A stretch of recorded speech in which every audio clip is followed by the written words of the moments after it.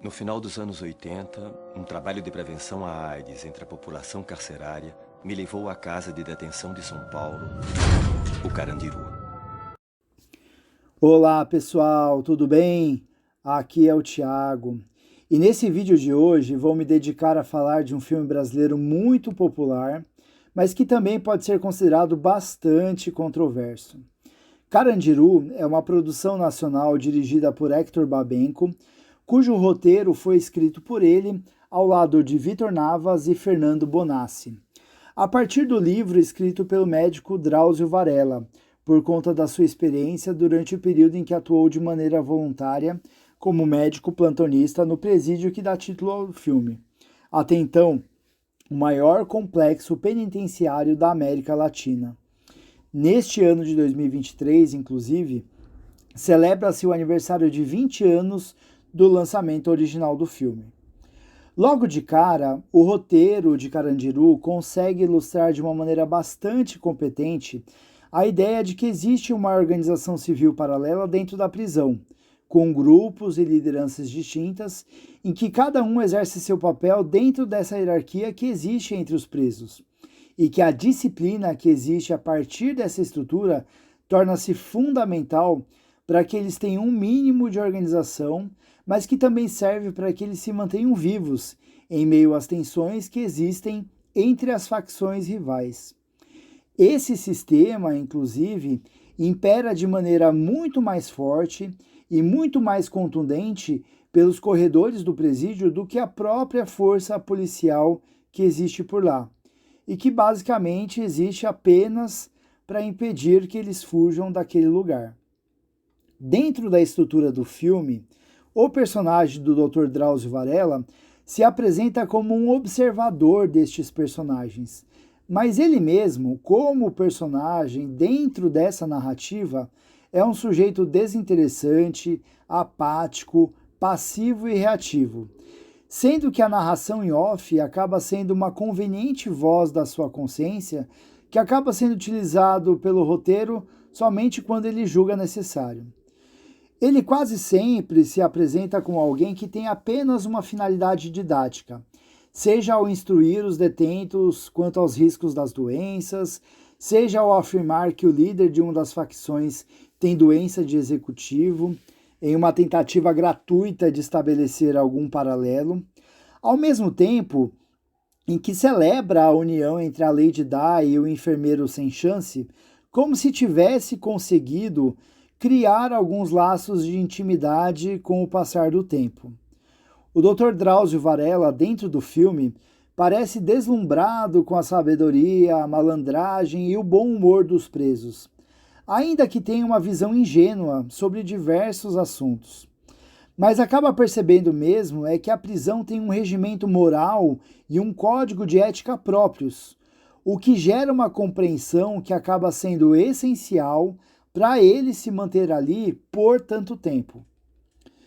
O diretor Hector Babenco realiza um bom trabalho como esse contador de histórias, também de olhar observador e que não procura fazer julgamentos, como se fossem pequenos contos rodriguianos, mas repletos de sangue e de violência, em que alguns contos funcionam melhor do que outros, como no trágico caso envolvendo os irmãos Deusdedit e Zico, ou na relação sensível estabelecidas entre os já citados Lady Di e Sem Chance, que são os dois núcleos que geram maior engajamento emocional, ao menos nos dois primeiros atos. Se o preso Majestade, de Ailton Graça, serve como um improvável alívio cômico dentro desse cenário tão cruel e efervescente, no mais, o roteiro peca por trazer um número excessivo de diálogos expositivos, repleto de frases prontas, e de efeito cujos diálogos parecem ter sido escritos com rimas, versos e prosas como uma tentativa de ilustrar uma espécie de sabedoria popular, mas que por sua vez já soa pouco convincente e natural. Ainda assim, há de se reconhecer o ótimo trabalho feito na preparação dos atores, já que os profissionais se misturam aos amadores de maneira bastante homogênea. Por conta disso, Carandiru aposta em uma estrutura fílmica que remete ao do teatro, para dar autonomia para os atores de criarem e construírem figuras e personagens excêntricos e intrigantes, o que permite que as interações sejam bastante autênticas e naturalistas. Logo, não é difícil de perceber que muitas sequências de diálogos são curtas e improvisadas.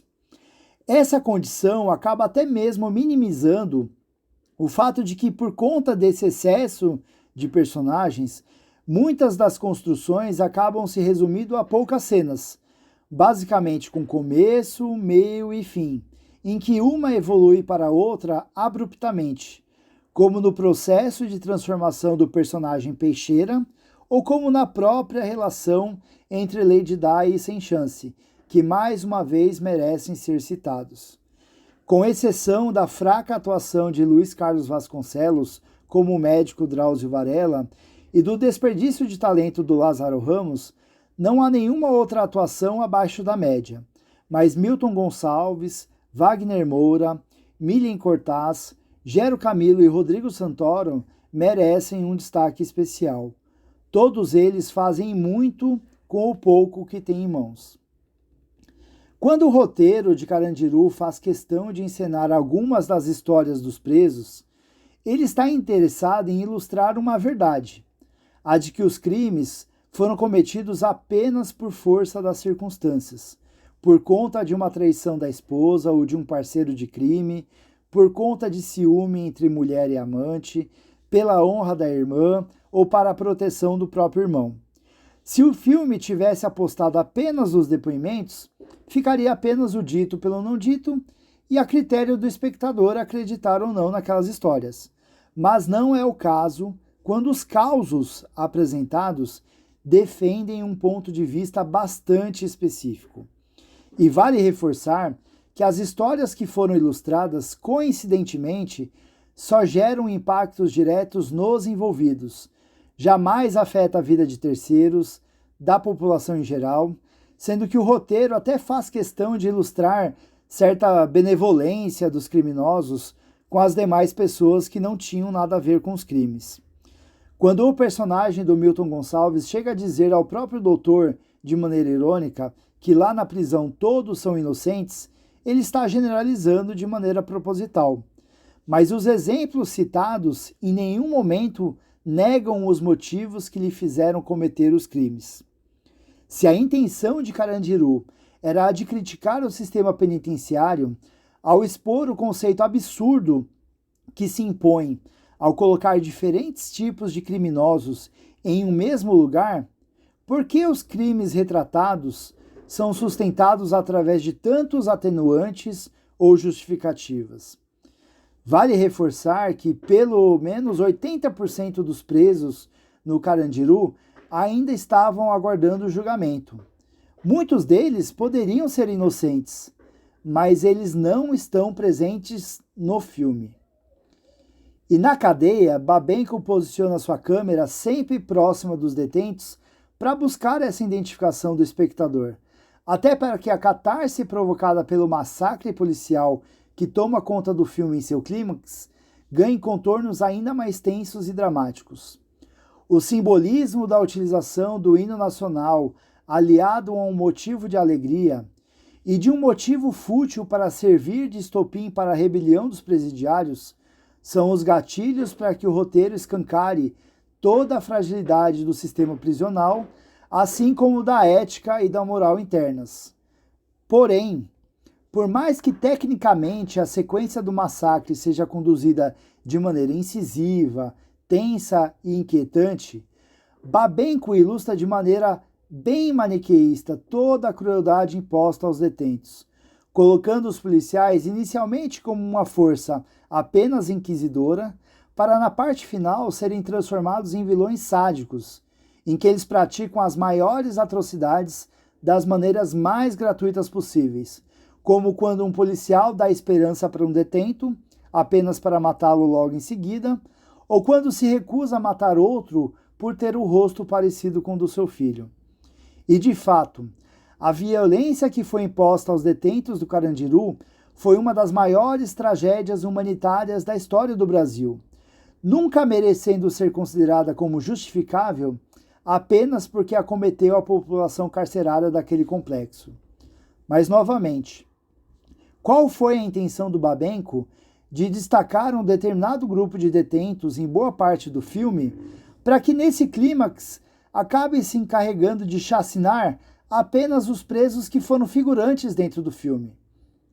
Com exceção do personagem Ezequiel, que recebeu até um tratamento bem tímido durante o filme, todos os outros presos mortos pelos policiais são completos desconhecidos para o espectador, o que não contribui em nada com a identificação e nem com os impactos da tragédia dentro do filme.